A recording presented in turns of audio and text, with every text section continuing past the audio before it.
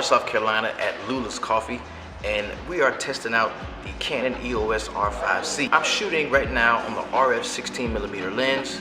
Right now I'm recording in 4K, 10-bit 422. Of course, everything is in a C-Log profile. It's a C-Log 3. I'm in a cinema color gamut. Of course, I'm recording with the Atomos Ninja V.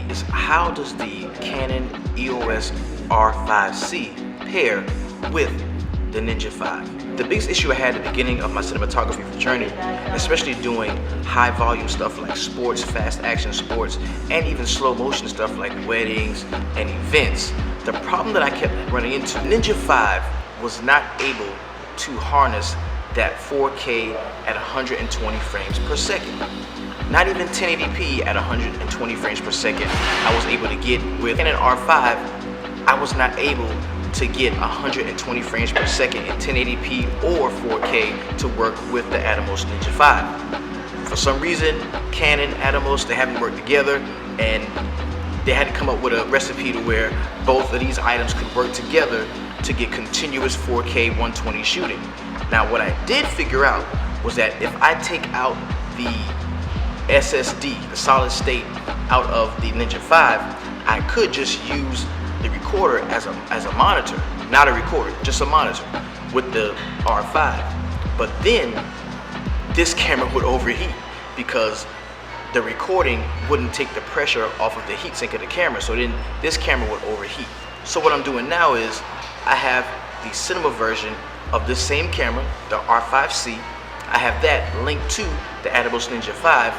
I'm not recording on the Atomos. I'm strictly recording to the R5C, and what that's giving me is continuous runtime in 4K 60, 4K 120, 1080p, anything that I want to record in.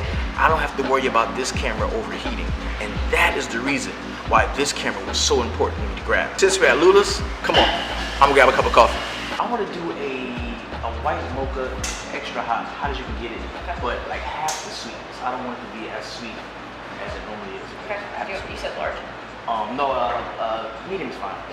Thank you.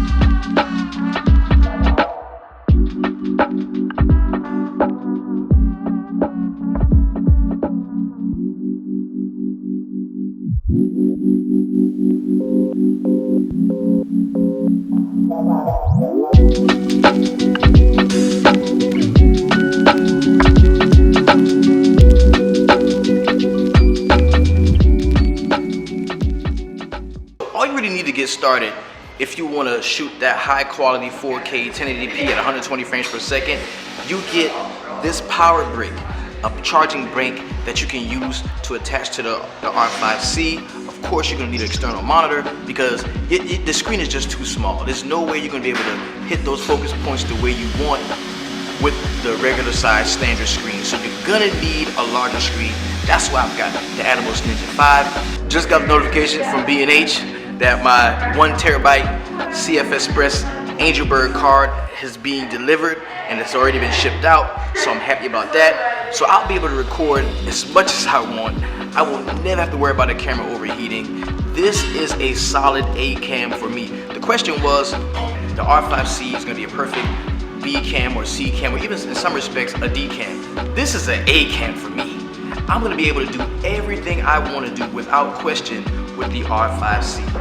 And you don't even need more than one. Like, I don't have to, bro, I had an R5, had an R6, had an ESR, all these different cameras. I don't even need all of that. I got one camera that I'm gonna be using for all of my main functions, my R5C, and I got an R5 still in case I need a backup. Thank you all for watching this video. I am Maurice. This has been the Barber Mosaic. Do not forget to like, subscribe, and if you're ever in the mood for a great cup of coffee, come see everybody at Lula's here in Florence, South Carolina. I'm out.